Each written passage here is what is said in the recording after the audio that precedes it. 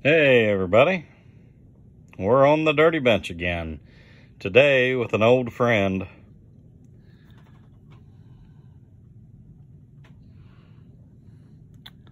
The Taz XP. So, Aaron and I built this saw as a buddy project there a couple years ago and sent it to Taz man Kenny Fuller.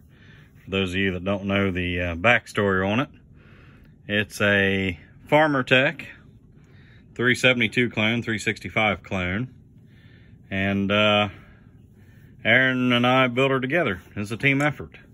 So I did the cylinder on the last one, and we thought this one had a crank or cylinder problem. It turns out we were wrong. So through the magic of video editing, we'll show you what is wrong with this saw. As you can tell, it's had a lot of hours on it. Wasn't exactly a trailer queen. Everything on it though looks pretty good as is. Been pretty well flawless saw. Cylinder still looks good. You know, you got some original hash marks in there. All in all, it's still in really good shape. So cylinder wasn't the problem. Crank bearings still tight like new, not a problem. Had a knock to it, a rattle to it. Well, look at that. Found the problem. That is not the small end rod bearing or the wrist pin bearing. That is the actual piston. So the piston itself has basically beat the wrist pin through it. That is pretty darn impressive, especially for as many hours as this saw has.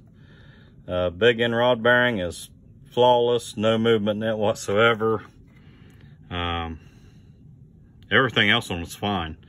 So I'm probably going to toss a new piston in it and go baby go. This is not a Farmer Tech piston either. This is a highway piston. We blew up the original Farmer Tech piston. It actually sent pieces through the case on the test run. So we ended up going highway with it. And that's the highway. So this saw ran 32 to 1. When it was at Aaron and I's house, and Taz runs 32 to 1. I believe he's running the same castor oil that we are. Like I said, all the bearings, the seals, everything else in the saw looks great.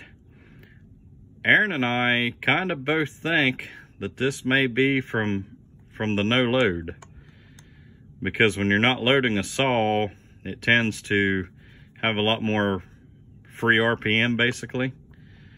Correct me if I'm wrong, I mean this is just a guess, but we're kind of thinking maybe that free no load RPM. So like if you stand up and just let the weight of the saw work its way through the wood, maybe not loading the saw, it's turning a bunch of extra RPM. Maybe that's what did it, I don't know. You know, it's one of them mysteries in life, or an enigma that we may never know for sure what happened. But I'll get a new piston thrown in her. Get her shipped back. It's nice to see an old friend on the bench again. The